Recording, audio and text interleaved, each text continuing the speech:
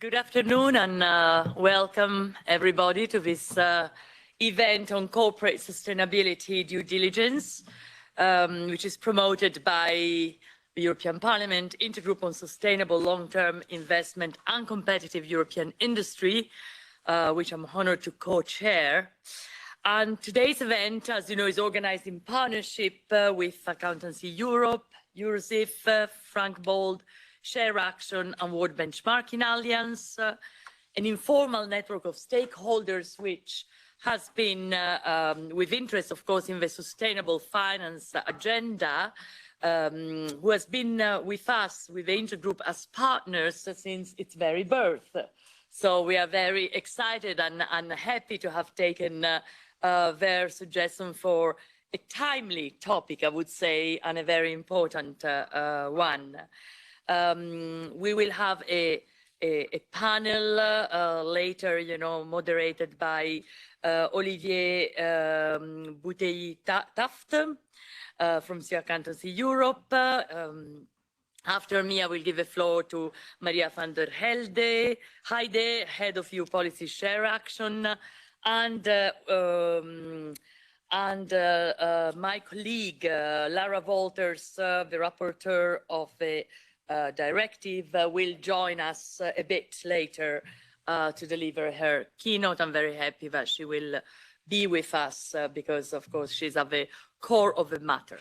Let me add just a couple of words on the intergroup, because I think it's an intergroup that not everybody knows, but which proves to be, increasingly important, because it brings together and it links investment, sustainability, and strategic competitiveness of the European industry. And indeed, at a time when we are trying to put in place a daunting task, which is the industrial transition towards a more sustainable model, which is not just the Green Deal, it's not just the digital transition, is really bringing the whole system together and bringing it to a different form of life.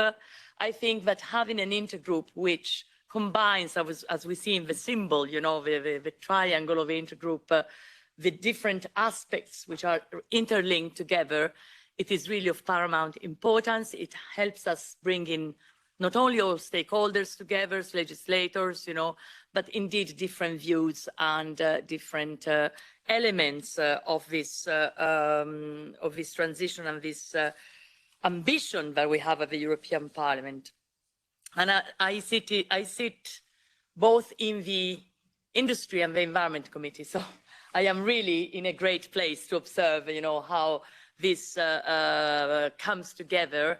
And if I have to say something, about the interblend, I would say that the twin transition, we should do more about keeping it together. Sometimes I say that these are twins separated at birth because they went in different directions, the digital and the green, and sometimes we don't have a finance at all in the discussion, but we should make an effort to actually keep it much more together.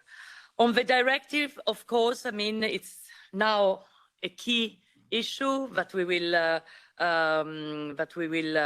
tackle before the negotiations. So we're a very important point in this. And let me just underscore, without taking too much time, that together with the taxonomy and the disclosures regulations, this directive will really enhance companies' and investors' contribution to our common commitment for a sustainable future. I'm convinced of this.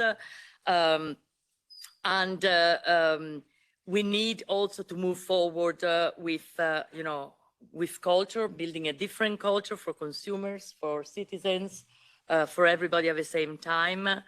And I hope that the trilogue moves fast. Then, of course, my colleague Lara will tell us more, but the hope is that the trilogue will move fast and will avoid watering down our level of ambition. Unfortunately, in this very last bit, of a legislature, we see that sometimes, there are efforts to really water down positions on the Green Deal or many other aspects. So let's hope that this is not the case and that we keep our ambition steady because we really need to look at the future, also not only at the future parliament, you all know that we will be soon in campaigning, so this, is not very helpful for complex legislative deals, because it adds an element of political competition, which is not always useful. But I think we owe it really to the next parliament, and we owe it especially to the next generation. I will stop here, and I will give the floor to Maria van der Heijden for her introductory remarks. Thank you very much. Thank you. I'd like to start by expressing my gratitude to the Intergroup Secretariat, MEP Kovasi, and her team for hosting us here today. And then secondly, welcome to you all. It's great to see many of you here. I must say that I'm not entirely surprised, because this is such an important topic that we're going to discuss today. My name is Maria van der Heijden. I'm head of policy at ShareAction. ShareAction is an NGO that is focused on making the financial sector more sustainable.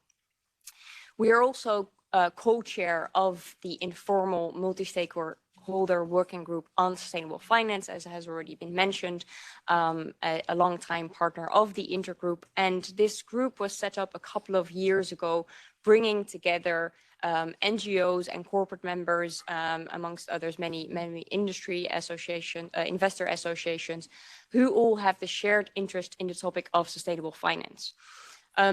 Within this group, due diligence is very high on the agenda. This is also why we are here today, because a couple of members led on organizing this event today. But we also published 2 statements. We published one before the Commission published their proposal, and one late last year. And we have expressed our joint support for the initiative, for having due diligence rules for financial and non-financial companies, and also, amongst others, expressing our support for provisions on strong transition plans, linking remuneration to sustainability, and having directors' oversight. I'm not going to share all our recommendations in the statements, because they can be found online. But if you'd like to know more about the working group or about our recommendation, then feel free to come to me after the event, or some of the members that are here. So Accountancy Europe, World Benchmarking Organization, Eurosif. I also see that Frank Bull is in the room, and maybe some others. But for now, I'd like to hand over to Olivier, who's going to speak to our panelists and ask them about their views on due diligence. Well, thank you very much, Maria. And I think you have made a perfect, formal opening, so I can take it a little bit easier and more relaxed for the panel. And I would first like to thank, actually, MEP Kovasi, because I think not only for hosting us today, but really for making the case, I think, for a multi-stakeholder, non-partisan approach. I think that is really what we need with the challenges that we face. So really, thank you very much for making that point in your introduction.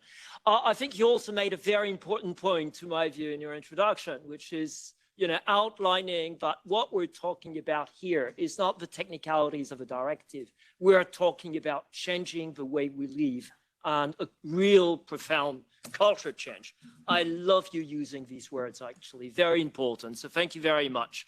And finally, I also would like to outline that you expressed the need for fast-moving trilogues. So that is exactly what we're going to be talking about today in the panel. What can we expect from the trilogue?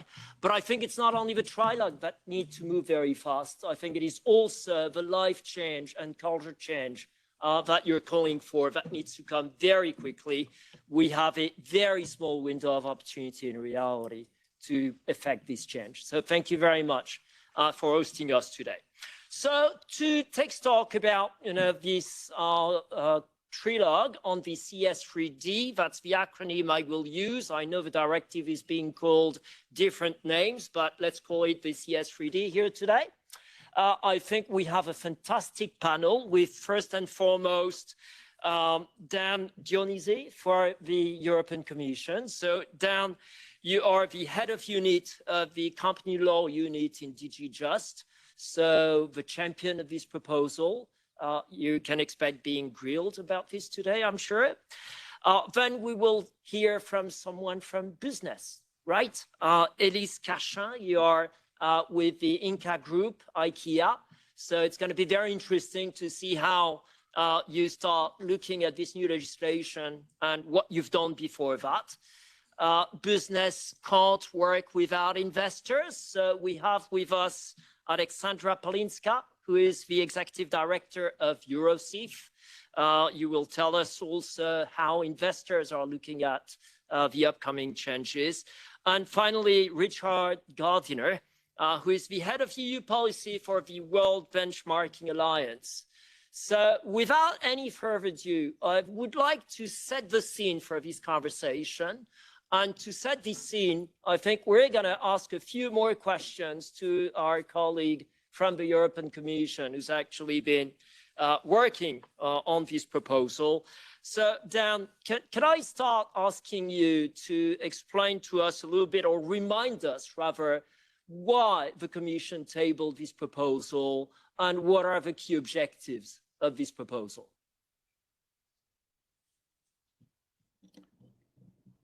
Thank you, Olivier. And I'm very honored to be here.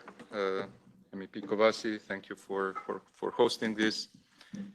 And I have to say, you named me champion and one of the initiators. I'm relatively new to this because I took over as head of unit for company law last March.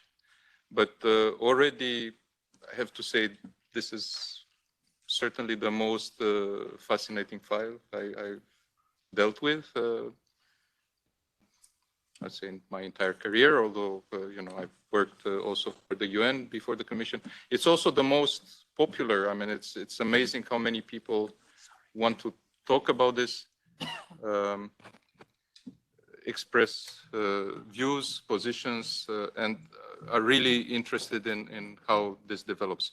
So where this is coming from what MEP Kovasi explained, the need really to make this systemic change, the paradigm shift that we need in our societies to make them more sustainable in our lifestyle, in our economy. This proposal is really about, let's say, leveraging the full potential of our economic sector in support of the sustainability transition, so that it plays its part. We need to address the negative externalities that European production consumption has, not just within the EU, but also across the globe, because these challenges are common.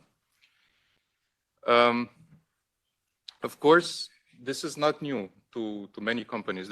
Many of them have been leading the way. Some countries have been leading the way by adopting, let's say, legislation on this.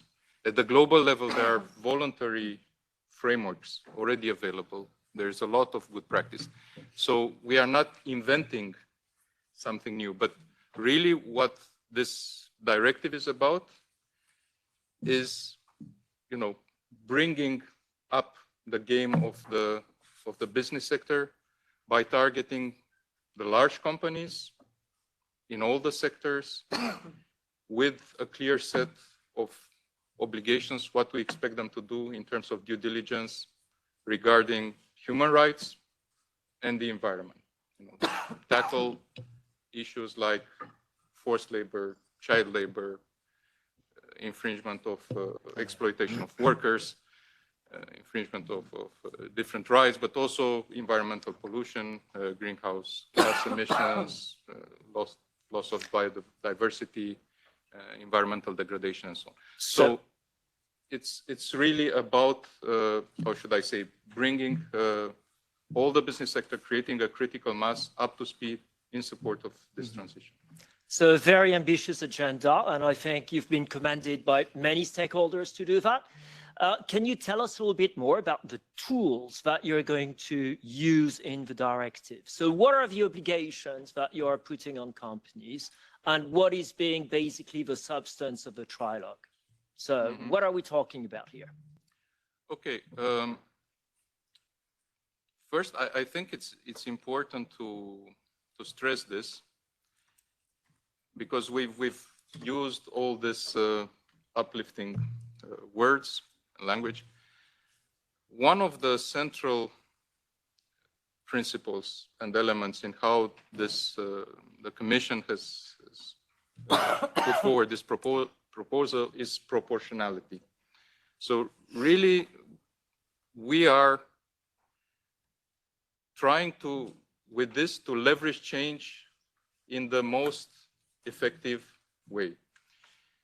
Just to give one example, starting from the scope, we are targeting really the largest companies, not many. So, you know, in our estimates, really, we're talking about 13,000 EU companies and another 4,000 non-EU companies. But these actually, which make less than 1% of the number of companies, these leverage through their value chains about half of the economic activity. Okay, so there's the critical mass. Why these large companies? Also because they have the means to do what we're expecting them to do. And also, actually, there's a lot of evidence that shows that it's even good for them to do that. It helps their economic performance in the medium to longer term. So what do we really expect them to do? We expect them to, let's say, be aware of their value chains, of the entirety of their value chain, upstream and downstream. Identify the risks to human rights and the environment, and take action to prevent, mitigate, remediate when the harm occurs. We want them, of course, to look at climate change and to adopt transition plans. We want their directors to play a key role in introducing this change. We want them to be liable in case harm is produced in their value chains that would have been prevented or mitigated through due diligence. So in a nutshell, we are introducing stringent, clear duties that are proportionate and that can really make a difference for the affected people, but for the planet as well. Okay, so you are basically trying to go after the goal that MEP Kovaci explained, really creating system change and targeting a small number of companies that produce a large number of impacts, right? So why don't we ask business actually to see how, you know, they're looking at that? And maybe I'm going to ask you to start, Elsa, to maybe explain to us where you're speaking from, basically. I mean, where in the group are you in this value chain, and what is your viewpoint on the proposal before we go down into their impact? So first of all, thank you very much for today and for hosting us and for coming to listen to the panel. So you already know I'm Elise Cachin, I represent IKEA. But the one thing to keep in mind is that IKEA is first and foremost a brand that is backed by a franchise system. And the company I work for, Inca Group, is the largest IKEA retailer. So we represent roughly 90% of IKEA sales worldwide. So I'll be really speaking from the side of the retail aspect of IKEA, as well as a company who owns and runs shopping centers, and is also a corporate investor. So obviously, on a file as important as due diligence, we align with our franchisor and have a common view on that proposal. And if I put it simply, first of all, we want to see the CS3D adopted with a risk-based approach. And that proposal needs to have a really clear scope with regards to how far down the supply chains obligations lie. And it also needs to be harmonized with the other legislations. MEP Kovaci notably mentioned CSRD on reporting and taxonomy, so making sure all those work together would be important for us. And last but not least, also to make sure that the scope is as the company subject to due diligence as many as possible, bearing in mind that they should have proportional obligations. So, for instance, SMEs or financial institutions is something we would welcome, provided they have support, notably from the European Commission, in meeting their obligations. Okay, thank you. I think you're already putting forward your wish list for the trilogues, and that's very good timing. So we have, I hope, people from the Council as well, so that we already have all our stakeholders hearing your wish list. We're going to ask the same question to Alexandra, actually. Alexandra, you're representing the investors and investors who have a sustainable objective. So tell us, what is your wish list for these trilogues? Thank you, and hello everyone. Great to be here today. Indeed, maybe just firstly to explain a little bit better what is Eurosif. So we are the European Sustainable Investment Forum, and we have as members national associations across different European countries, and their respective members are asset managers and other financial market participants. What in a way, sets us apart from traditional industry associations is the fact that we are, driven kind of by the mission to promote sustainability and sustainable finance in general.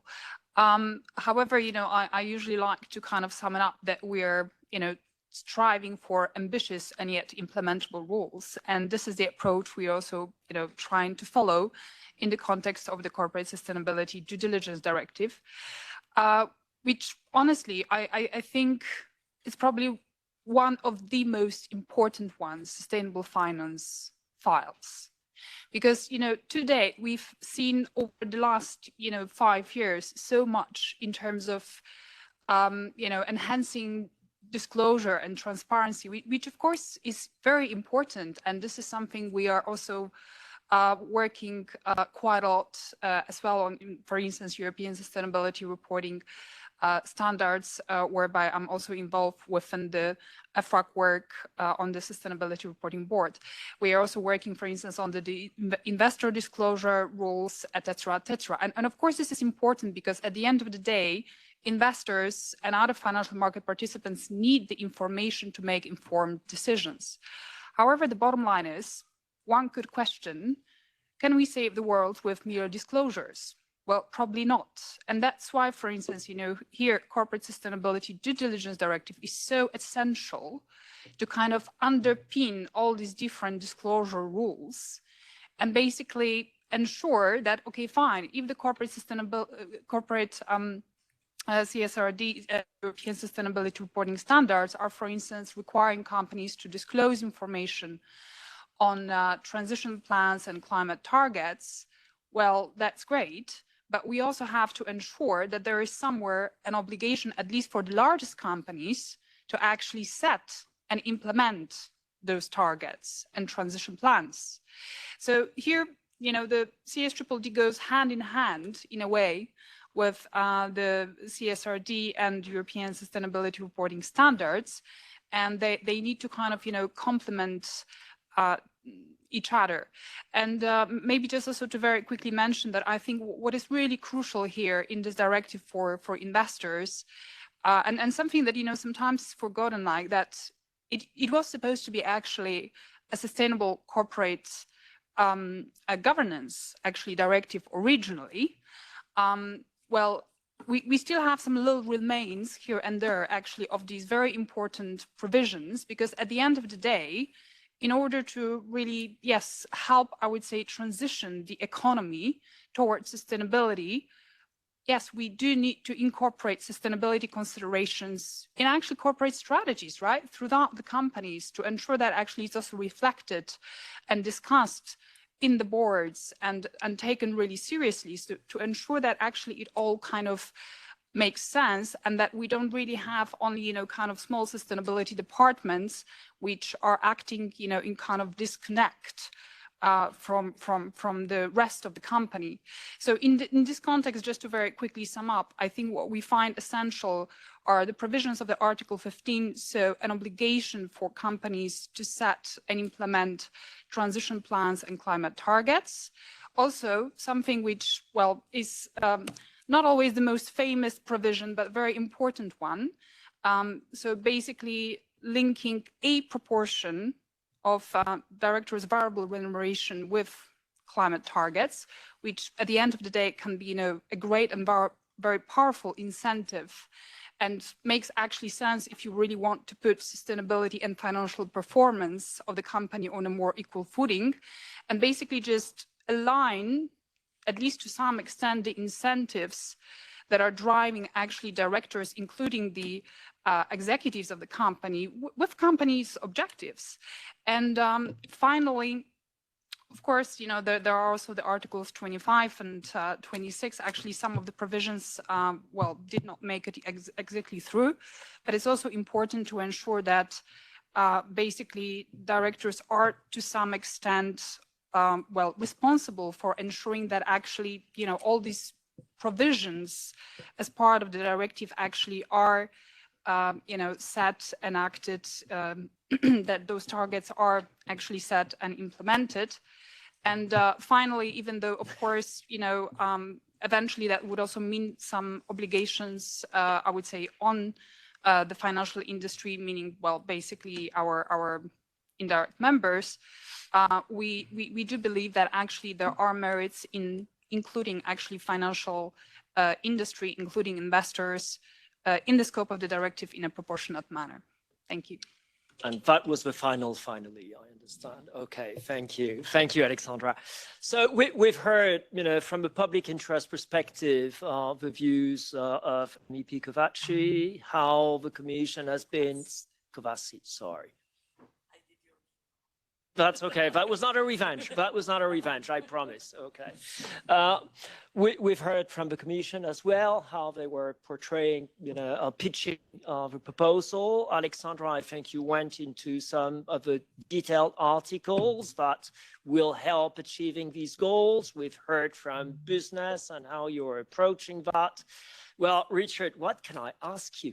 Can I perhaps ask you to take a slightly broader perspective now that we've heard from investors and business and public authorities and institutions?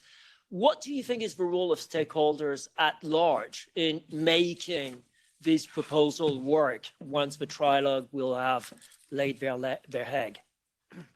Sure, thank you very much. And thank you very much for inviting WBA to be here today. Thank you to MEP Kovácsi for organising, and for colleagues at Accountancy Europe as well. It's very much appreciated, and for everyone for joining.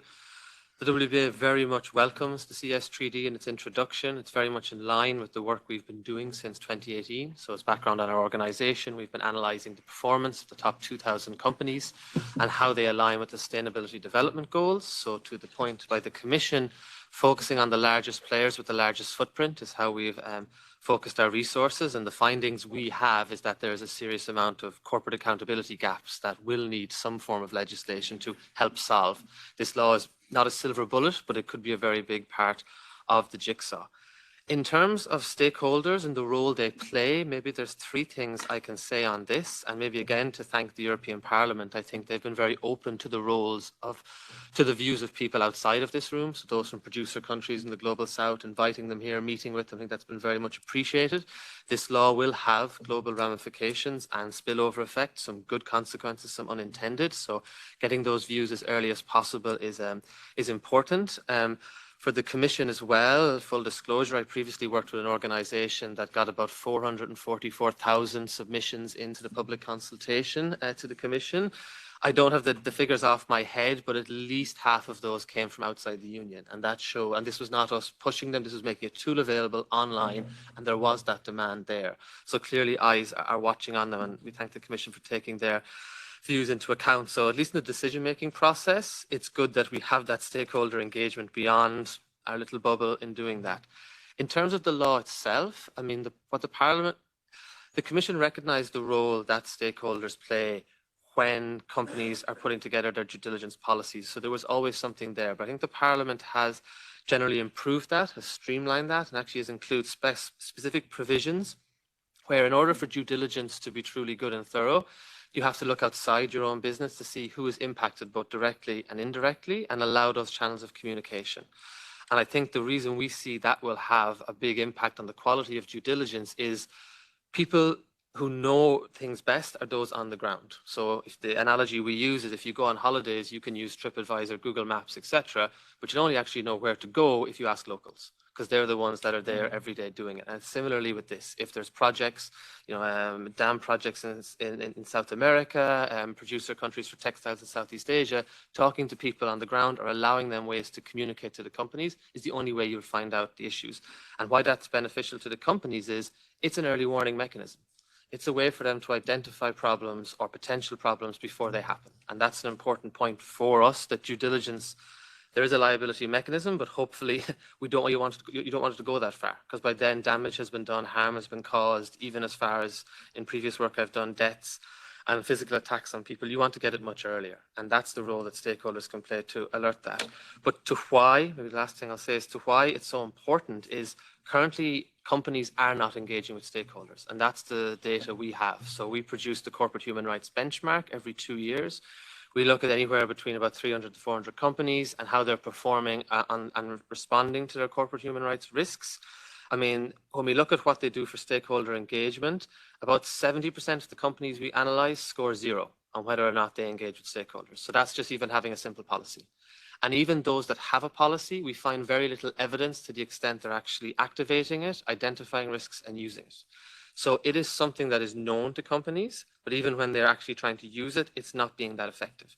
And just maybe to reflect on the OECD guidance that came out in 2011 and reissued 2 weeks ago now, stakeholder engagement is a key part of due diligence. And now that the guidance has actually extended out the due diligence around upstream and downstream risks, it's kind of broadened the areas that stakeholders can be involved. So it's a really important tool for companies and the stakeholders themselves, but one they're currently not doing, hence the gap that needs to be filled.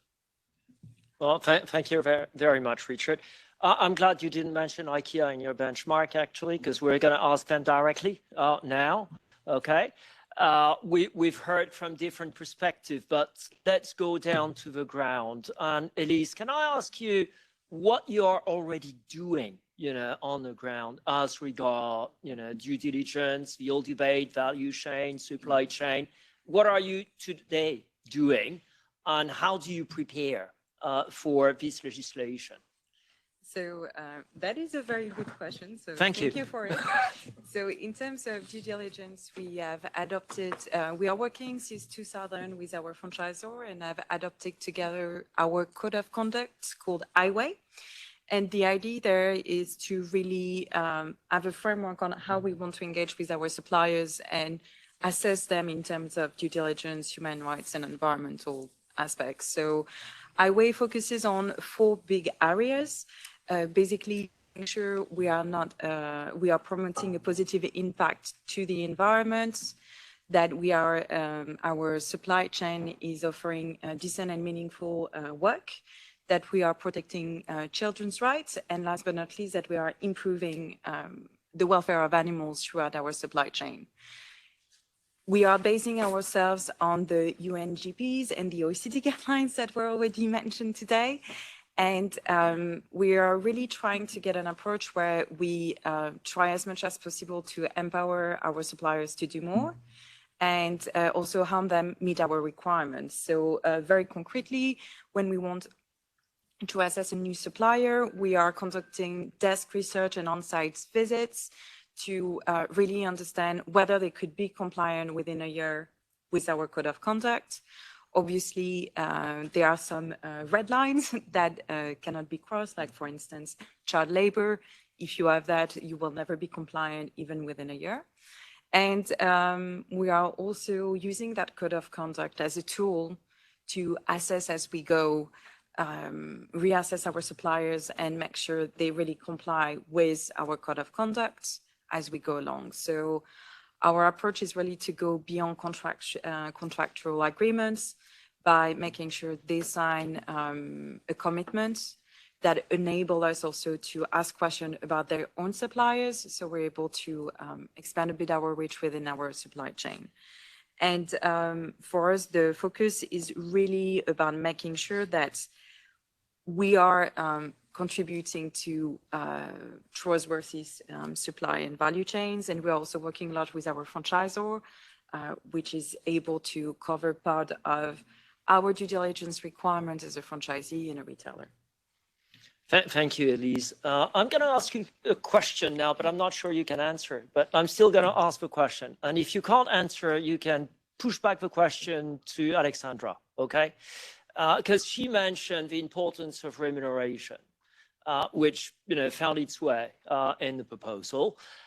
Do you have a link between remuneration of your directors in your company and sustainability performance or indicators? We do not have the moment. Okay. It's an assessment we are making. I cannot say anything more because basically we don't know anything more. No, and that was an embarrassing question. So unfair on my side, I agree. But let's ask Alexandra why she thinks it is important. Well, basically, I think I believe in power of incentives. And at the end of the day, I think, also in the context, there have been so many discussions over the years, right? In a way, also what drives financial markets, right? And yes, and we could also ask ourselves a question like, what drives corporate behavior? And of course, I think probably, a lot of you here in this room would say, okay, also, yeah, what drives you in your day-to-day, I would say, life? And of course, hopefully a lot of you would say like, okay, you are also driven by certain values and things you believe in.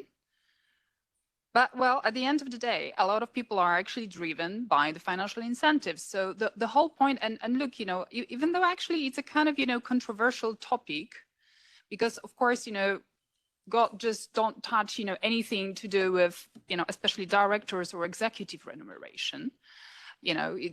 But at the end, this is, what it's been always, in the context of corporate governance, right? Debates at the EU level. It's been always treated like, okay, corporate governance, member state competence, please don't touch, please don't influence. But the bottom line is like, the only thing we're trying to do, and we're not talking about some like huge shift or change. It can be even a teeny tiny proportion. And we are not even talking about the entire remuneration, just variable, right? So bonuses. So, in the context of actually trying to set sustainability and financial performance on a more equal footing, it's like, isn't it just common sense? What one could argue, right? And, in a way, it could be concerning if it's currently not being done. But, okay, we can say, okay, it's a path, it's a journey. But yes, there is actually an increasing number of companies that have it. And, I was even actually a bit surprised because I have been recently speaking at a conference in Prague. It was a kind of a Central Eastern European Sustainable Finance Conference. And I was on a panel with, a private equity firm from the region, which surely is, way smaller than a lot of kind of Western European, asset management firms. And actually the guy said like, well, you know what, we even actually have this kind of incentives and actually links for fund managers. And I felt like, well, that's interesting, and actually, yes, more and more actually, do. So I think, at the end of the day, it's not about some, kind of a huge revolution. And anyway, the wording that, hopefully, luckily has survived actually in the parliament, I would say in the parliament's text, unfortunately not in the councils, actually is still very, very light touch and says like any part, and any proportion. So at the end of the day, you can still play around with that. But I think the whole point is about actually, given a signal, right, in a way to kind of companies and try to align the incentives. So I think you've made the case. Thank you, Alexandra.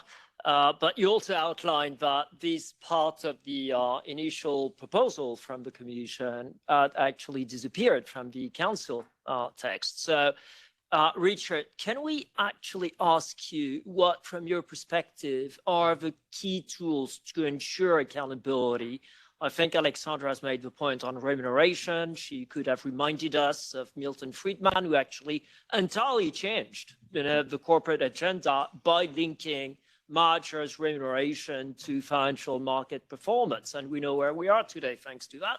So from your perspective, what are the tools, the other tools that could ensure better corporate accountability with respect to the objectives that Dan actually outlined? Sure, maybe to briefly touch on the remuneration point, Aha. that's happening. Our analysis shows it's happening. The majority or a large amount of the large listed companies have director remuneration linked to some sort of sustainability performance. The problem is it's unharmonized, non-aligned, and offers different incentives for different companies, even within their own sectors. So if you're talking about a common direction or a common goal, that's more the issue. Introducing it is not something new, it exists. But to work on other things, and many of these are actually in the Parliament's text that goes a little further on it.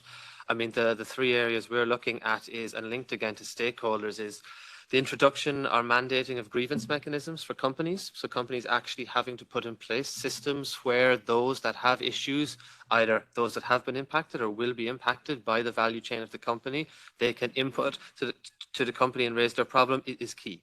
Because this is something, hopefully, that it will be early on in the issue. It will give enough time for the issue to be solved and remedied before it gets too bad. But for us there's still a need to strengthen them, because in many cases, and work that I've done previously and in other organizations, we found that when grievances were raised, there could be fear of retaliation, be it against own workforce, other workforce, etc. Also, if it's local communities dealing with a subsidiary, there's been times when they have been targeted because they've been raising issues. So it is good, it is there, but the mechanism itself needs to be safer. The Commission made a good proposal linking it to the whistleblower directive, and that is the logic. But whistleblower is in-house. What do you do when it's outside the house, and how do you make sure there's security there? So building the same principles wider would be great. The sanctions that the Parliament has introduced is quite a powerful statement. 5% of total turnover. Any large company will think that's quite significant. Even if you qualify for the threshold in the EU, your business globally is quite wide. But that's needed, because that is what will drive change internally. Now, that's a max fine. It may be much lower than that, but that will set compliance officers to think about this a lot more, as well as the civil liability point. I think the Commission did very good proposing that, and I understand the time was hotly contested. The Parliament has done very good work to actually extend out and take into account those who actually want to bring cases. It is lengthy, it is expensive, it is difficult.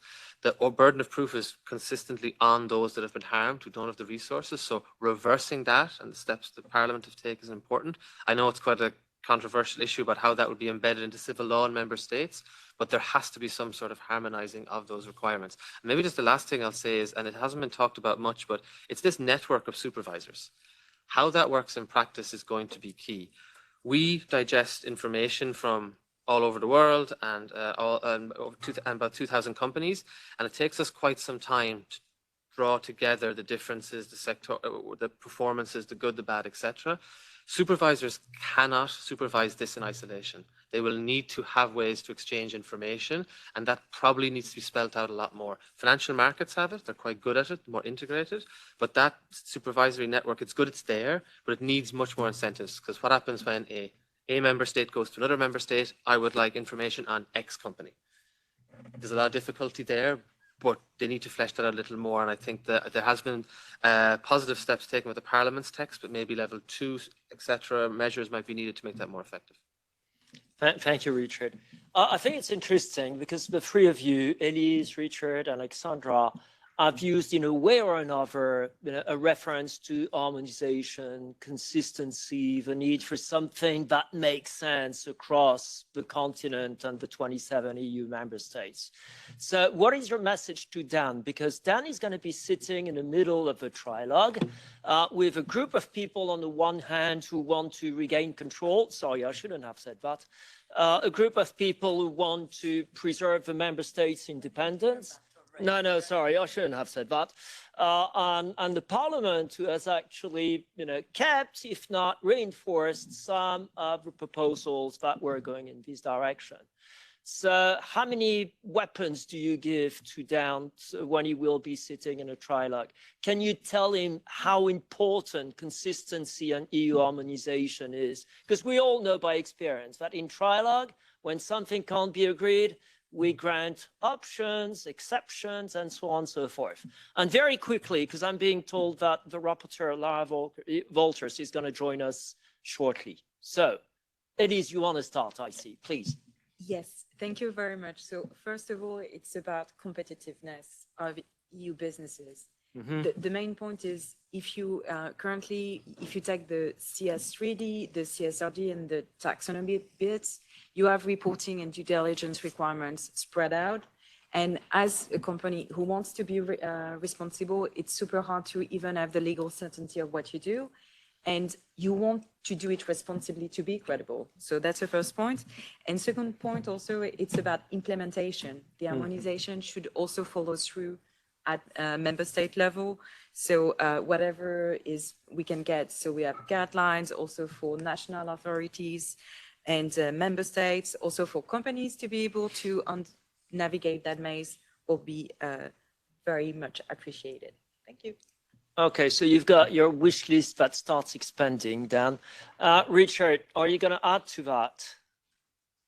Maybe just to say that the right tool for this law is a directive, because it's covering so many sectors, so many value chains. Having something very rigid where everyone must subscribe to every single letter and sentence within the law would mean things would fall from the wayside. So I think the directive is the right approach, and the flexibility, while still having some harmonization, is important because different member states will cover different sectors.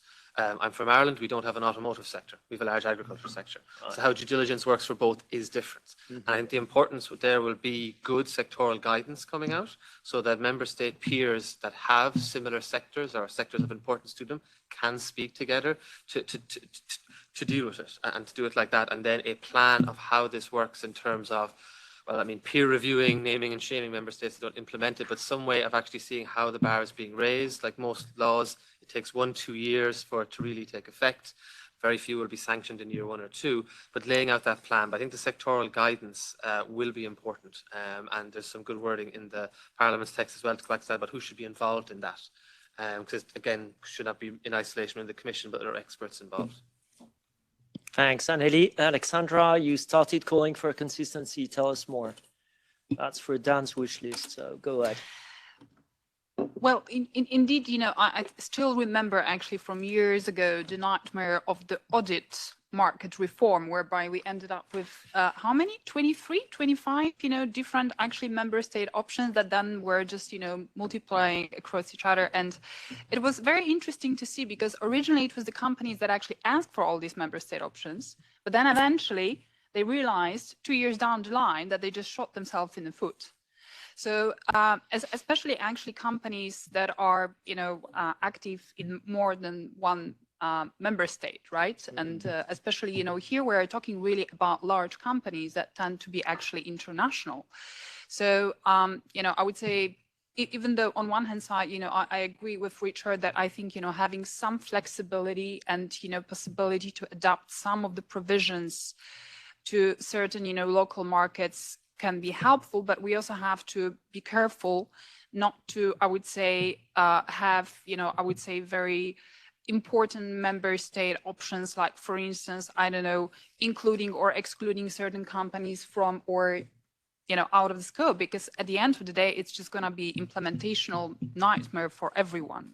Right. So, so I think indeed, you know, kind of here consistency is key. And well, what can I say? Look, just don't give up. Then, you know, keep in mind that actually there are within, you know, the industry players, those who can, you know, definitely support you and provide you with kind of good examples and showing that it is already being done and how it can be done in a kind of, you know, proportionate, you know, risk based manner. And just, yes, just trying to keep in mind that at the end of the day, I mean, as also Richard mentioned, I think, you know, it's going to benefit companies as well. I mean, in a similar way, like, for instance, in terms of, for instance, you know, investors, I mean, it's just basically becoming more aware of the sustainability risks that everyone, you know, every company is facing, which helps actually, it's just basic risk management, you know. I mean, already in actually other parts of financial regulation, sustainability considerations have been included in the traditional risk management. So it's quite important actually to keep it in mind. And at the same time, yes, becoming aware of the possible adverse impacts that might be happening that we may not know about. And at the end of the day, it's then the question, okay, how do we deal with that, right? And of course, look, the bottom line is... That's a question we're going to ask Dan, I think. Yeah, and the thing is, you know, the bottom line is it's not going to be necessarily always very easy, but I think it's just, you know, we need to kind of work together and find a way for that, basically. So Dan, if you find yourself in difficulties during the trilogue negotiations, you know who to call to get support for consistency and harmonization, okay? And I think our three stakeholders gave you a very, you know, fairly easy task. They want custom made and ready made at the same time, right? So how are you going to do that? Well, I think that's something you can think about, because as in any good TV show, we're going to have a small interruption now, because it's our great pleasure to welcome Lara Wolters, who should have delivered a keynote speech at the beginning of this event, but this is a very busy, actually, parliament. So I will let you introduce your colleague. Just say thanks a lot, Lara, for accepting, this invitation, being with us. She has been the key colleague, the rapporteur for this directive. And so, apart from being a great colleague, of course, I'm very pleased and happy and honored that she could join us but to tell us where we stand, you know, right ahead of a trilogue, which is promising to be an interesting one, right? Yeah. Thank you. Absolutely. And because I was supposed to be here a little bit earlier, please accept my apologies, first of all, but also if there's anything in particular that has come up since the beginning of your meeting that you'd like to zoom in on more, or that, you know, has been topic of debates, then let me know, and I'm in your hands. But I think I've got about 5 or 10 minutes to go into, I suppose, a little bit of the dynamics of where we are at the moment, and how I see things progressing. I think many people here in the room sat behind their computers with popcorn for the vote in May. Yeah, this one, is this better? Okay.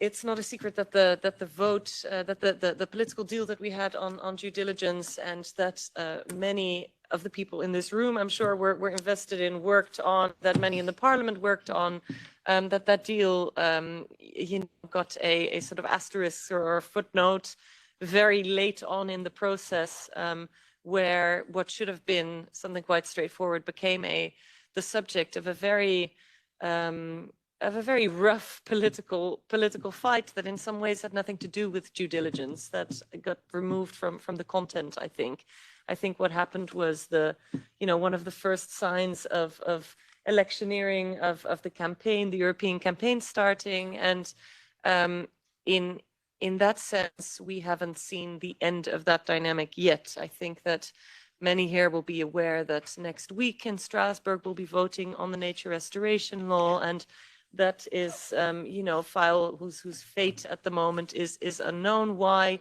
Because of this same dynamic. Because now, as I commented before, the gloves have come off a little bit, and that's for I think a parliament that has taken itself seriously over the last years, and that has gone into many of the very tough political files, policy files to do with responsibility, sustainability. That's quite a tough pill to swallow, I think, because we are nearing the elections and there's a lot that needs to get done, and this file's definitely a part of that.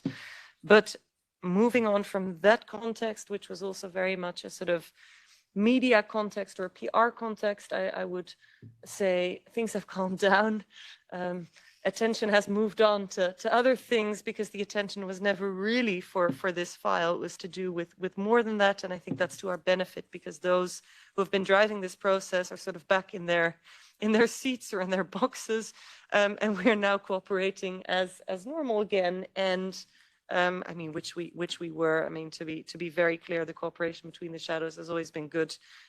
It was other political forces in groups, but now we've started negotiations, and the first one is in the first real negotiation on content is in Strasbourg next week.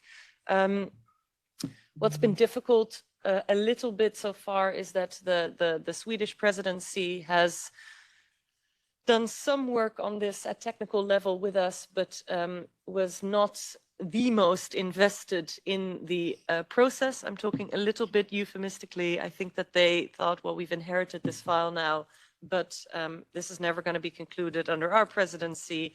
Let's do a little bit of work, but leave the real meat to the Spanish. And so I think the relief was palpable for all of those involved in this at technical level when the Spanish took over, because now progress is being made at technical level. There's real work being done that it allows us to advance next week.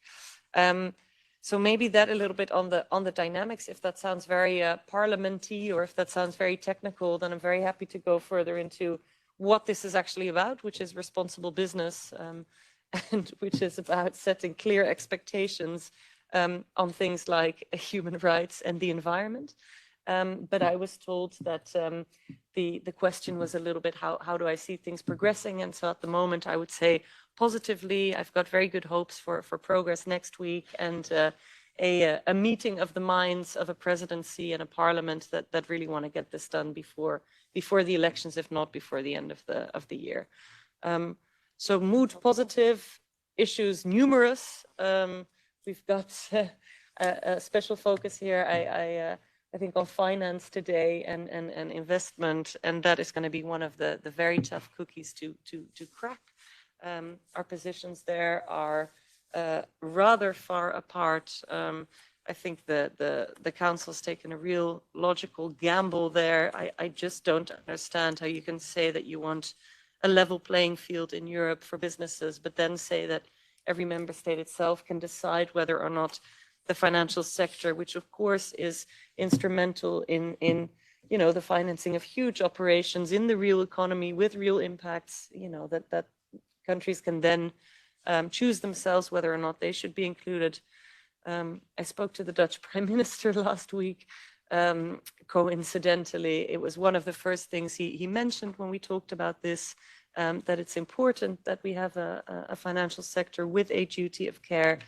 So this is something that it's not resolved yet, but I do think it's very much on people's radars, and we'll give it a really good go, because I think that it's logically difficult to explain why we would have an exemption. If there's anything in particular that I haven't said that you'd like me to go, let me know. If not, I think we can dive in. Absolutely, to the panel. Yeah. Well, thank you very much, Lara, for these words. I think you've been very, very well briefed, because it is really as if you had attended the entire panel discussion so far. Which I'm afraid is going to be a very boring panel, because everybody seems to be agreeing more or less, right? So my suggestion would be that we maybe open the floor for questions from the audience. And I hope someone will be slightly less consensual than we've been, giving plenty of kudos to the Parliament position, plenty of encouragement and admonitions to Down to play his role of honest broker between the two co-legislators. Is anyone in the room having a burning questions on their mind? Don't be shy. Yes, please, Elisabeth. Yes, hello, good afternoon. Elisabeth Gambert from the Large French Companies Association, AFEP. Thank you very much for giving us the opportunity to have this discussion. Alexandra mentioned the transition plan issue, Article 15, which is fundamental, obviously, and the big companies are all engaged on this road of transition, and they absolutely accept to put in place transition plans. The problem is that in all three versions of Article 15, Commission, Council and Parliament, it is formulated as an obligation of result. If I read it to you, you all know it by heart, it's to put in place a plan to ensure the compatibility of business models and strategy with the limiting of global warming to 1.5 degrees in line with the Paris Agreement. So it's the objective we all share.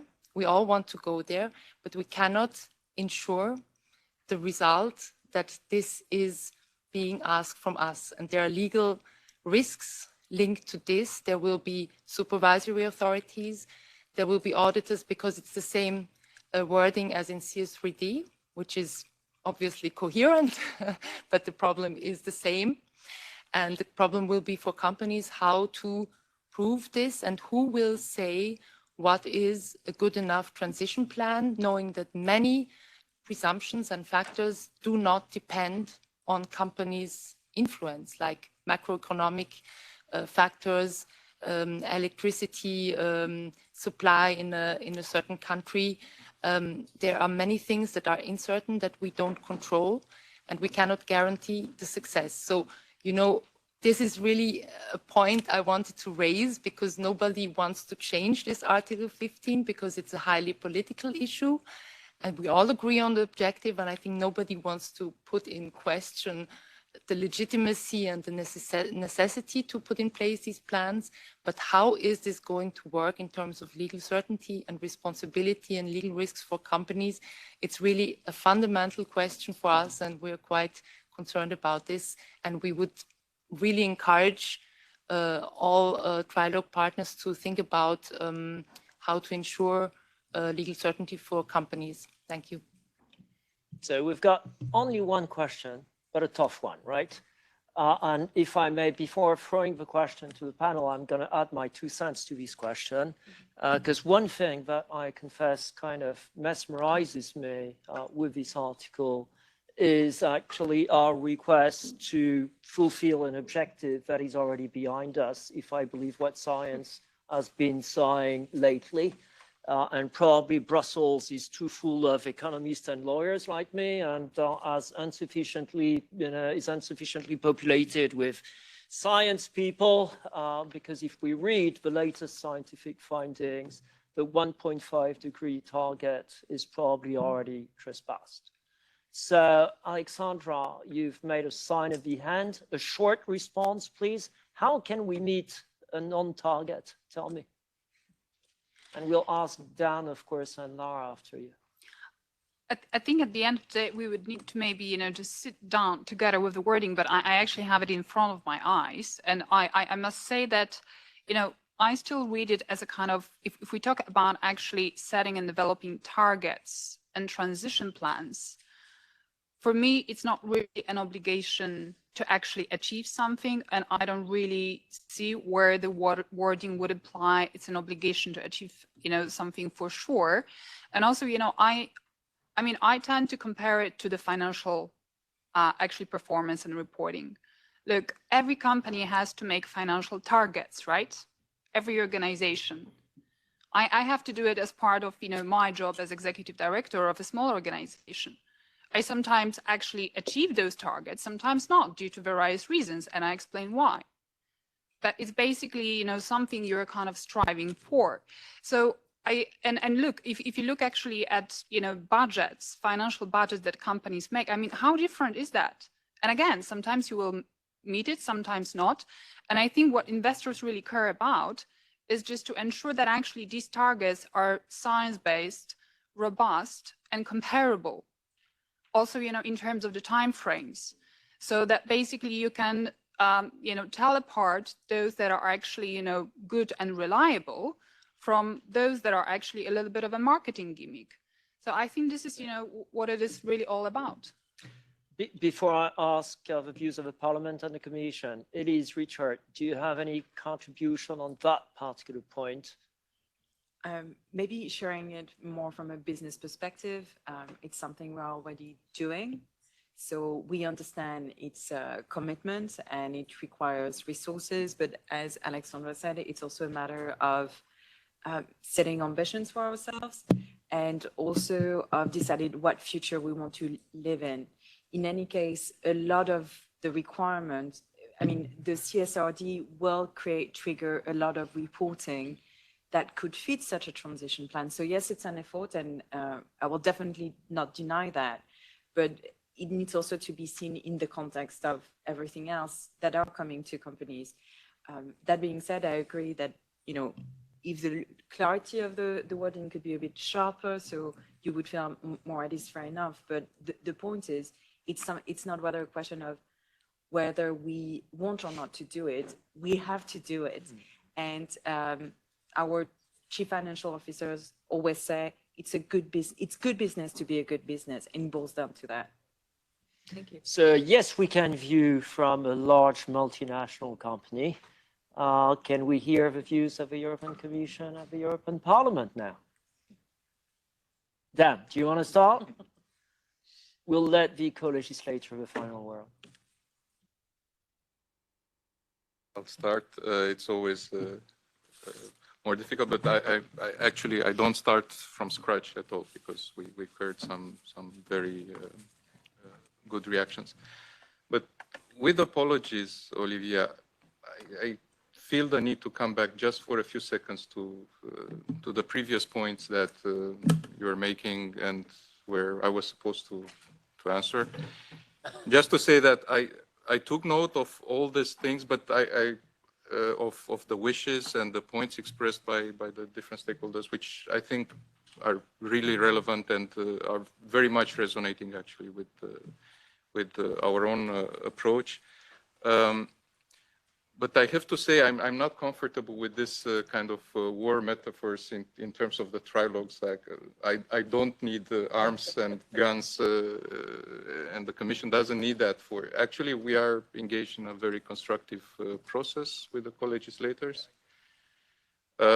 We are aware that, and the rapporteur mentioned it, that there is a delicate balance politically in Parliament, but also in Council, it's the same. So, you know, it's really, how should I say, a complex negotiation, but of course, with goodwill on all sides, we have good hope that we can advance. And on the Commission side, we are, of course, committed to support as much as possible the co-legislators in making progress. Now, coming back to this issue of Article 15, we've had also this discussion with some stakeholders. Our understanding is that indeed it's about ensuring that companies are making their best efforts in that direction. And you know, we've heard different concerns about you know, methodologies, the science not being there yet in terms of how you let's say break down from macro targets to the sectoral or individual targets for companies. But we've also heard numerous examples that this is actually happening, it's coming. So again, it's, you know, maybe we will miss the 1.5 degrees, but it's important that the industry, let's say, lifts its weight in the common effort. Thank you. I'll stop here.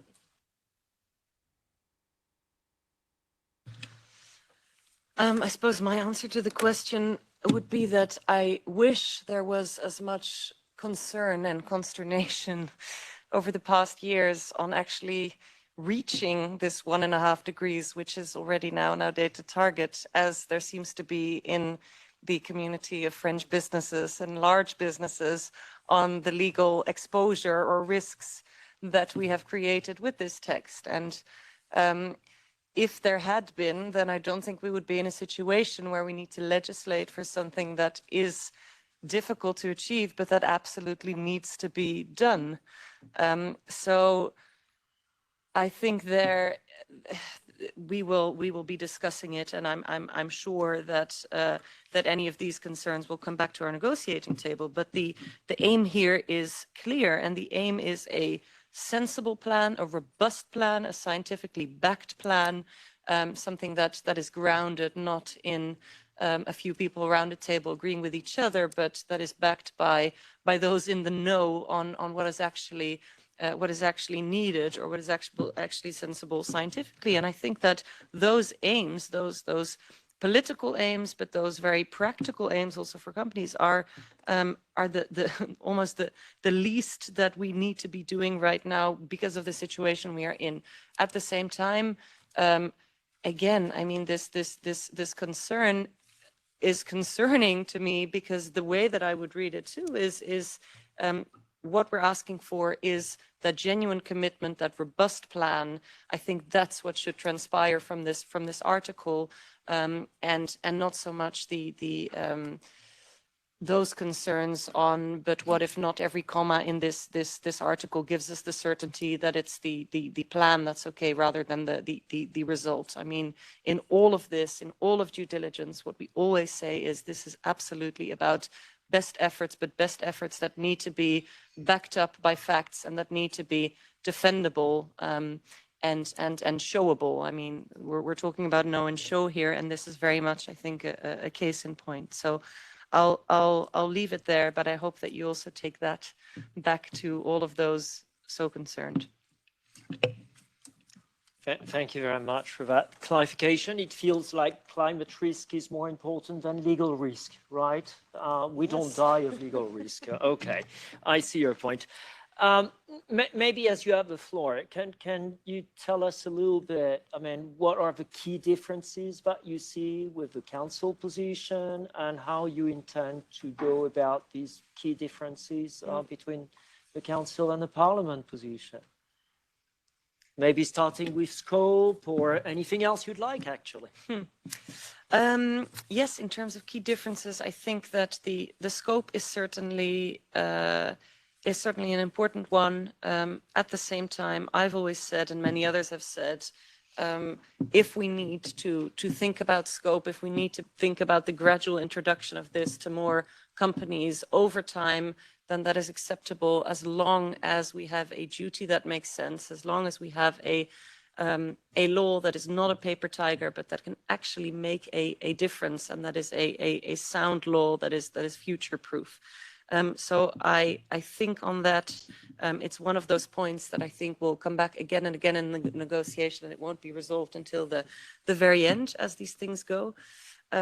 Aside from that, we've mentioned finance. I think that liability will be very important, and the interpretation of liability, or I think for me, it's always been a question of, you have responsibility for the entire value chain. There's liability that is more defined, and I think there the involvement framework, or what we have done around causing, contributing, being linked to, needs to be looked at very carefully, so that we're clear on what leads to liability. But what would not be acceptable to me is to say in this directive, well, only when there is gross negligence, only when knowingly, willingly a director said, go and chop down the forest, that there would be liability. That's the whole point of this directive, that there's a deterrent effect in it that can prevent harm from happening. But also that in terms of liability, that there's consequences to actions. And so there I see a difference with the council that's very important for us to take our time with. Lastly, I think on anything to do with access to justice, remedy as part of the due diligence process, as an automatic part, stakeholder involvement that is wider as far as the Parliament is concerned than what the Council has. Those are very important things that I think can add value to this, because I think we all agree that it's important that there's a level playing field for businesses, and that this is legislation that needs to be taken very seriously in that respect. But if we really want to do this in accordance with international best practice and make a difference for people, then the part on consequences and the involvement of those affected needs to be very serious too. And how I aim to go about this in a constructive way, as we have done so far, not in a way that uses war jargon. I think that unfortunately we see too much of that and read too much of that at the moment. And I think that we need to do this conscientiously together and keep our eye on on the prize, because I think all those involved in this process want a result before the elections. Well, thank you. I think that's very reassuring. Before you joined, we actually had also a long discussion on remuneration, so I may come back to you on this. But as we are in a parliament, I have a question on my right and a question on my left. I think I'm going to start here. The gentleman in black, please. Yes, thank you, and thank you all for participating. I'm Niels Poel, the European Association of Automotive Suppliers. We, from the beginning, really supported this initiative. Then I think when the Commission proposal came out, we had some concerns around the risk-based approach and the prioritization not being fully recognized there. But we see that both Parliament and Council did good proposals there. I think we were a bit still concerned that harmonization doesn't seem to fully catch on both sides really the importance that it should have for our competitiveness. And maybe to come to my question a little bit in addition to what my former colleagues or the colleague from the French industry said, that it's not just the French industry that are concerned about the ensure. And maybe to make it very concrete for us, the automotive industry, it's very clear that raw materials, for instance, will play a crucial role now for the electric motors, for the batteries. And we live in a world that is far from perfect, where we have huge supply chain dependencies that we don't get rid of very quickly. Even if we have this law, that will not from today to tomorrow lead to mines in places where we have very good visibility on the processing as well. So for us, it's very important that there is recognition of supply chain dependencies. Of course, it's not I don't do anything, you need to increase your leverage. There are really clear instructions in the OECD guidelines. We see that on the council side, there is recognition of this. But yeah, so my question would be if we can, how to breach those two conflicting areas. Now, for this 1.5 degrees, we will, on the other hand, be very dependent on other countries where we don't always have the full control. So our dependencies on the deeper supply chain get in certain ways bigger, also because we will need new, different kind of supplies. And we need to avoid that that there is conflicting signals there. So that, and how to balance those two. So half a statement, half a question. Who wants to take the question? I think maybe Elise, you are also multinational business. Richard, you are looking at the world, and Alexandra wants to answer. Who starts? Okay. Just maybe to tie that question actually to your previous colleague that spoke, I would agree with what was said on Article 15. I think reading it too narrowly, one reason we wouldn't look at that is that you don't want to lead to a simple race to say that you're 1.5 compliant, but that includes using bogus carbon offsets, nature-based solutions that are proven, so kind of falsely reporting and throwing everything in, but getting what is quote unquote the right answer. And to the direct question there about you're on a certain supply chain that cannot be, you cannot move to a cleaner one, for want of a better word. It's not, the way we're reading the law, it's not about simply setting up your 1.5 degree plan and sitting back and saying, I will only deal with those that integrate with this. It's actually about you reaching out and engaging with those supply chains that are there in order to show that's how you're trying to achieve it. And in that sense, tying with the Article 15, climate due diligence is just as important in terms of environmental risk.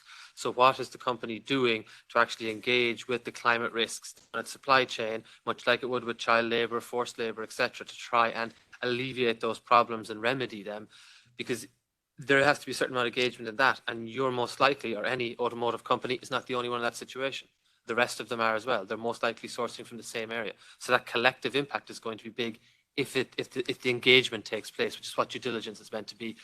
We don't read it as just designing the plan and saying, okay, now I have to try and find the pieces to fit into it. No, you have to go out and actually engage in it, so that due diligence, your climate due diligence, will fit into how your plan should work, or setting the targets.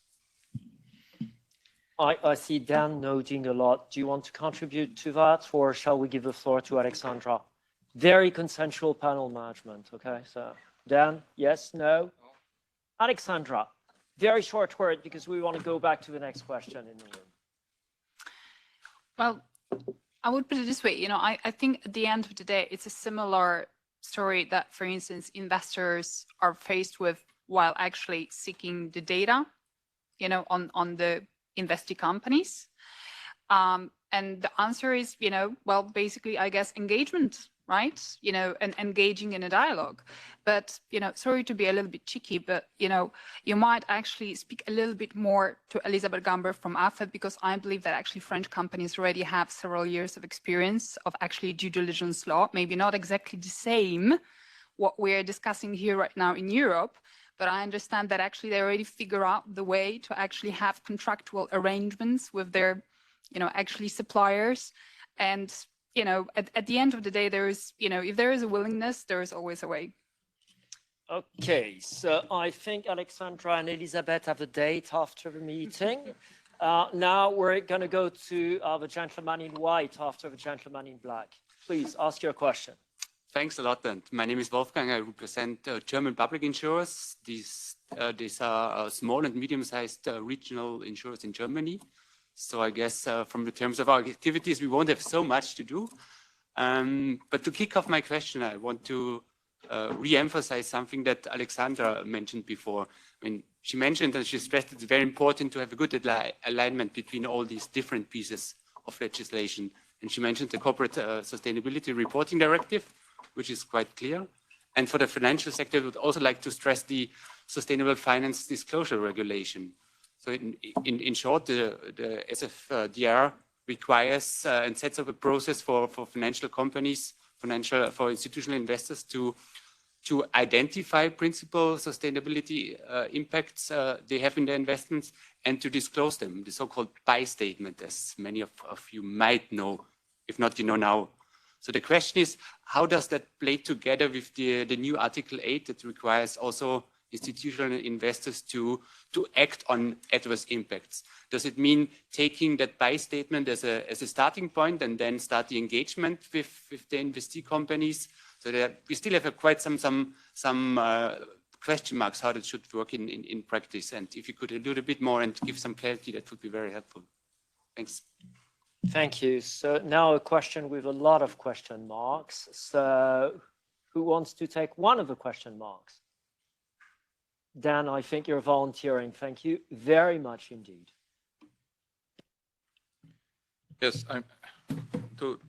in a nutshell, you've mentioned already existing requirements about disclosures.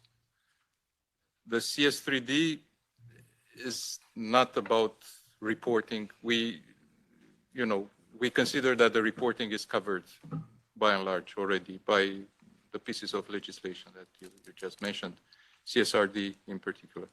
So, but indeed, what you said, it's the CS3D requires to take action, to engage. It's about the behavioral obligations. What you need to do is not so much about reporting, that is covered already, but what the large companies, I understand the ones you represent are not necessarily directly in the scope, but the large companies, what we expect them to do in terms of due diligence. So reporting, behavioral obligations, and this is the CS3D. And of course, they are linked and complementary.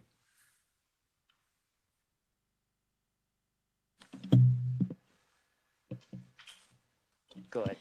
Maybe just to very quickly mention that actually these are some valid points and actually something that we've been calling together with IIGCC and PRI also for is, you know, kind of proper alignment actually between the different rules. And in general, again, you know, we are very supportive of the Article 8A and, you know, the provisions and in the inclusion of the financial sector in a proportionate manner.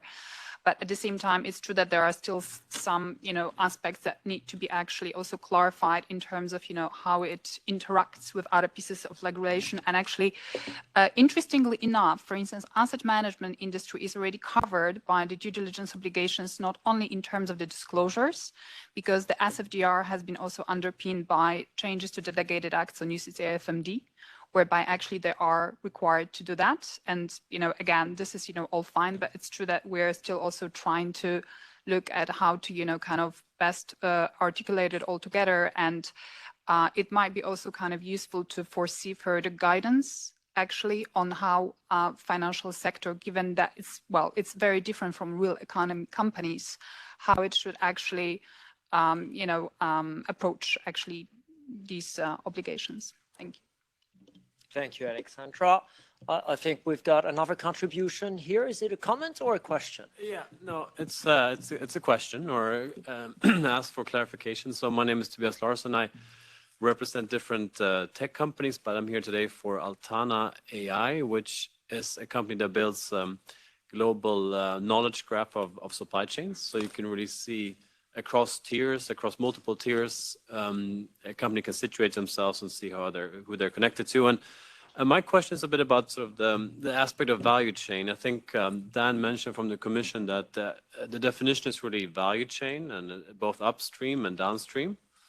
And I think many companies, especially like the large companies with very complex supply chains, they have multiple tiers. They can have up to 10 tiers. I think those are some of the most extreme cases. But they don't know much about how they're connected in those, who they're connected to, and across multiple tiers. And that's really, I think, where the biggest impact of this legislation is understanding, if you think about forced labor issues, for example, that usually happens maybe further down in the supply chain at the beginning of the value creation. And so my question is a little bit about sort of where we stand with sort of the definition of a value chain and what the obligation is for companies really to seek further than the first tier. I mean, many companies understand the first tier, not all. But when it comes to the second tier, it's about maybe 2-3% from some of the studies. The recent studies that know something about their second tier. And I think the issues that we're talking about here, could happen even further down. So that's really my ask for clarification on the topic of what's the value chain. Well, thank you very much. I think that's a very topical question, actually, and one that splits the two institutions. So maybe as we have a rapporteur with us, we're going to ask some clarity on why the Parliament is in favor of looking at the value chain while the Council is only looking at the supply chain. And Dan, you can get ready for adding to the response, and maybe Richard as well. Please. The reason that we talk about a value chain and not a supply chain has everything to do with trying to capture the risks that are most salient in a given sector or to a given company, right? Which most people in this audience will know. If you have a value chain or a supply chain that is complex, that is long, and where risks are closer to the ground, let's say, closer to raw materials, then what is the use of designing something that says, well, you only need to check or do things that have anything to do with those business partners that you know very well already in the first tier. Often it's not where risks are. Often it's not the best use of time. Often those are things, partners in Europe potentially, where perhaps because of legislation there's less risk. So this is of course the rationale behind it. That creates issues in practice is also normal, that in certain companies or sectors products are extremely complex or made of many different components or involve many different partners. That is something that is known, and the way that of course but also internationally that's been dealt with is in with the approach, let's say, of reasonableness. So not the idea that you need to now know absolutely everything and do absolutely everything, but you need to know reasonably, or where risks might lie. And for that, I think it's very important to make sure that information flows well within a company, but also with outside partners. I think that's also why the involvement we talked about earlier of other stakeholders and so forth is important, because there's people who might know things that are very valuable, but that might not make it up, let's say, to the boardroom. But that reasonableness, I think, is reflected in what we have described and internationally has been described as this risk-based approach, i.e. it's okay for you not to do everything, not to focus on everything. It makes sense for you not to do that. It'd be a waste of time and money to do that. But what you do need to do is focus on where risks are, and not only where known risks are, you need to focus on where risks could reasonably lie, and you need to take an interest in those. So I think that is one part, let's say, of the equation, that the prioritization is part of the answer there. But what it also means, and that will be important in these negotiations, is that we're not only talking about upstream, but we're also talking about downstream. That what we're saying is, if the rationale is a risk-based approach, i.e., you need to focus on risks rather than on the leverage you might have or the robustness of the relationship, then things that might reasonably lead to risks, they could also be elsewhere. They could also be downstream, and that's important because, again, if you can reasonably foresee risks, if there's things happening, and we've got lots of examples, of course, in how products are designed, when you know that they might lead to risks once they're in the hands of consumers, for instance, then those are things you need to look at as well. At least that is my position, and the Parliament position will be up for negotiation. I know it leads to a lot of concern, but I think that logically, or if this is the rationale behind it, I think that that's something we need to look at very, very closely together, not to miss out. Thank you very much, Lara. I think I'm going to take the last question, and it is a question that comes exactly from the center of the hemicycle here. Please. Hello, Leo Donaghy from the Institutional Investors Group on Climate Change. We're an investor organisation taking action on climate, mainly representing EU institutional investors. Great panel, but just wanted to touch on the fact that, as I think it says in the original proposals, disclosure is the final stage of the kind of due diligence process. And with that in mind, given what we're seeing in the Commission, a move away from mandatory disclosure of key sustainability indicators, I would like to hear what the panel has to say or what they think about this move away from mandatory disclosure and the implications of such a move for example, firms that are then obliged to adopt a transition plan under CSDDD on a mandatory basis. How does this fit? How does it support the coherence of the overall sustainable finance framework? If we have mandatory, welcome, by the way, from us, mandatory due diligence requirements, but that's not complemented by an obligation to then report on that. It could just be comply or explain, materiality assessment based, but keen to hear views. So thank you. A complicated question that also brings us back to consistency and harmonization, but not necessarily across the member states, but across different pieces of legislation. It's a pity we only have down from the Commission. We would need also FISMA, Environment, and a few other colleagues actually to help you on this one. Before your answer down, actually, I'm just going to give a heads up to all the panelists. We're reaching the end. I'm going to ask you your final wish from the trilogues after hearing from down on this whole issue of consistency across different pieces of legislation and the lack of appropriate disclosures at times or mandatory disclosures to perform mandatory due diligence. How does that work? Lara, you want to contribute as well? This is the final wish, or the. Oh no, you're going to be asked for a final wish after that.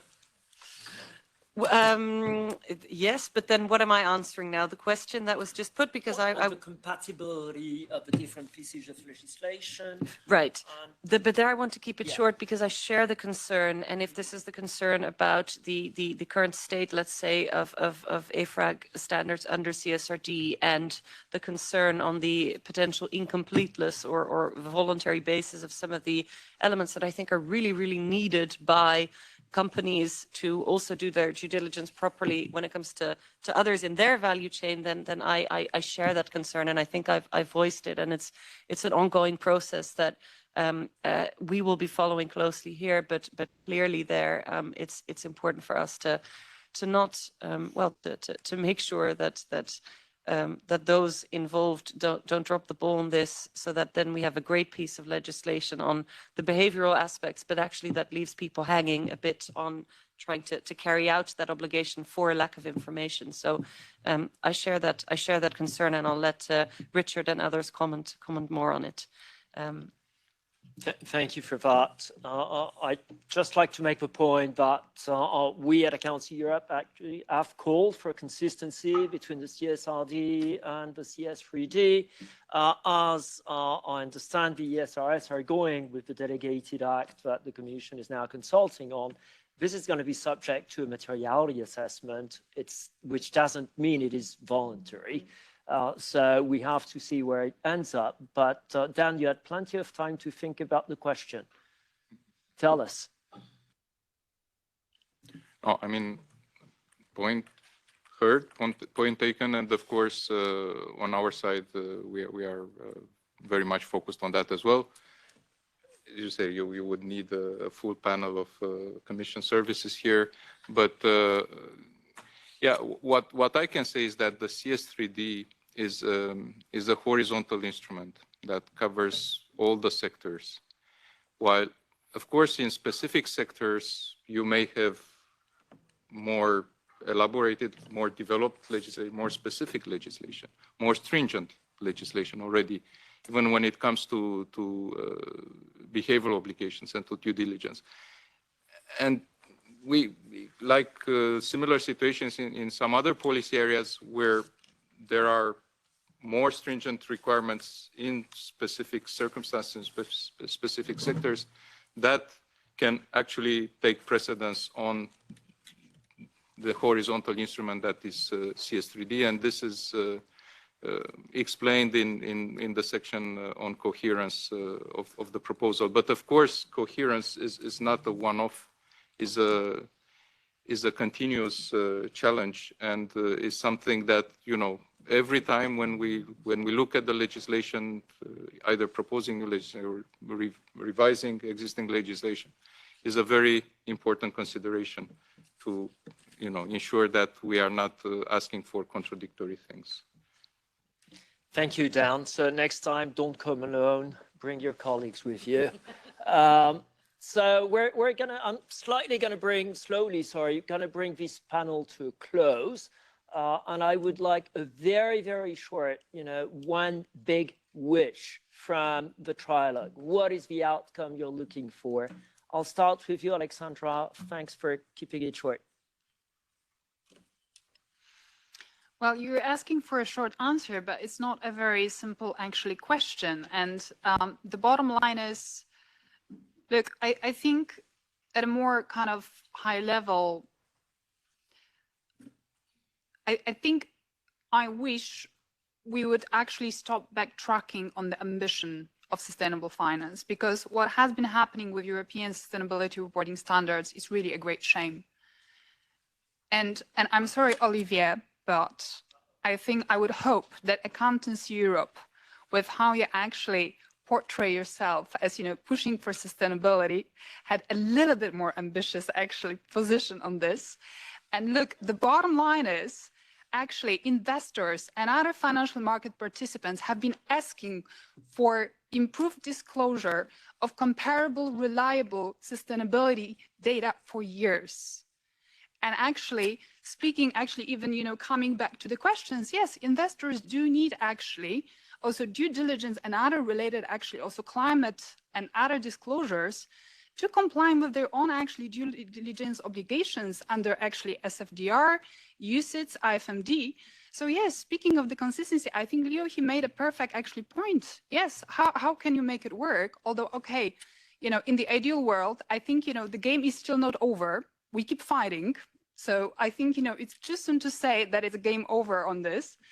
But at the same time, okay, there could be maybe also something to keep in mind in the context actually of the trilogue negotiations on the CSDDD, and maybe just clarify that actually whenever companies are required to set the targets, transition plans, and some other aspects, and also, you know, to kind of perform due diligence, actually, that the disclosures are always considered material.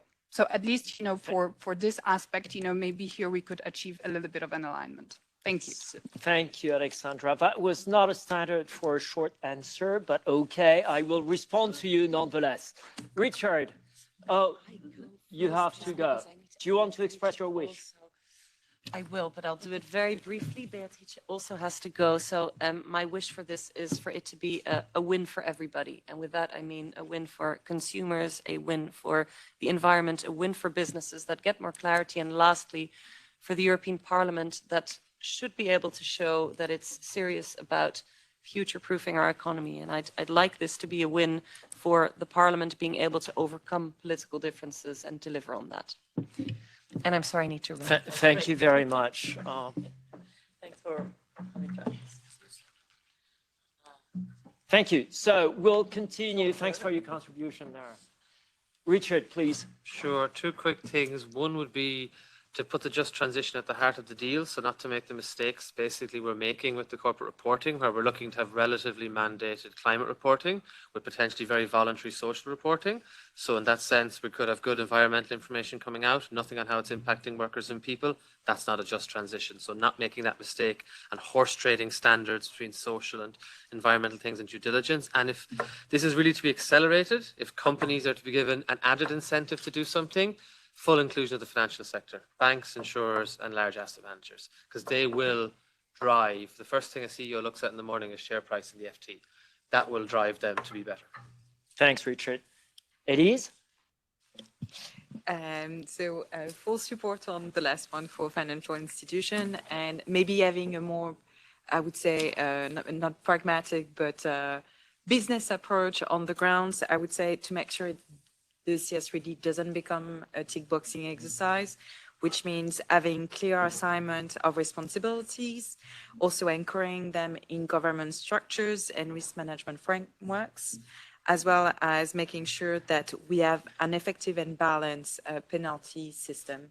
So we see business actually engaging in due diligence. Thank you. Thank you, Elise. Dan, beside concluding the trilogue before going on holidays in August, do you have any other wish? Well, the first one is to conclude with the adoption by the co-legislators within this mandate. So ideally by the end of this year, but within this mandate. So, and then, of course, some important aspects for the Commission in the spirit of its proposal would be coverage of all the sectors, coverage of the entire value chains, clear duties, non-ambiguous, associated liability also clear, and not least, I would say the role of managers secured as well, so the director's duties, because they can play a very key role in driving the change. So that would be in a nutshell. But of course, you know, we will do our best to facilitate an agreement between the co-legislators and hope for an ambitious legislation that is not watered down by the end. Well, thank you very much, Dan. I don't think I have time for real concluding remarks, but having been put on the spot by Alexandra, how could I not respond, right? And I would make two comments, actually, as regards disclosures. I think we should really not confuse quantity with quality. And I do not believe that because we are asking, you know, a large quantity of granular data from business, we will see exactly what we want, okay? I think today it is unfortunately too late to do the type of reporting system that we would have needed 40 years ago. We don't have that. We don't have the luxury of time anymore. I mean, science basically tells us that we have already trespassed the 1.5-degree limit, and that we probably have a 5 to 10 years window of opportunity to do what our MEP Kovasi was asking for, i.e. a radical paradigm shift.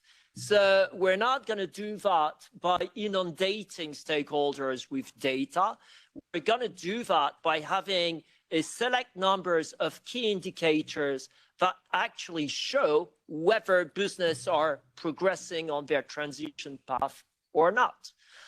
So that's one thing that I believe is important. Let's not confuse, you know, the best is the enemy, I think here. So let's not confuse quantity and quality.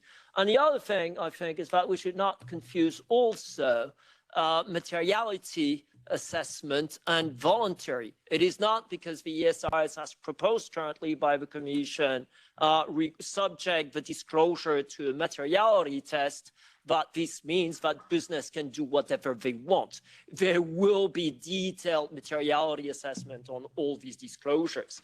And as regards Accountancy Europe and the debate that we're having today, if I remember well, and I'm sure, Alexandra, you haven't forgotten, that in 2018 or 19, I'm terrible with dates, we actually published a paper on sustainable corporate governance, which I believe has a little bit of a responsibility in having you here, Dan, and defending these proposals.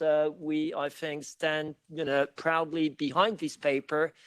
Whether we like it or not, I think the world has to change, because otherwise it will go in the wrong direction, as it currently already is going in the wrong direction. So there is no choice here. I think you've said it very well, MEP Kovasi. Thank you very much for hosting this debate and for promoting this multi-stakeholder, non-partisan, non-ideological discussions, because this is what we need if we want to have this paradigm shift. Thank you. Thanks. I actually wanted to also say a word, to thank you all. In conclusion, and going back to what I said at the outset, if we need this paradigm shift with this cultural change, I think a big incentive also comes from consumers and citizens. And indeed, the Parliament is the place where this happens. Looking at next European elections, I think, it is really encouraging, if I judge from the participation today, to see that there is such a high level of attention, which is a sign of hope in the direction that also Olivier indicated. Thanks to you all again.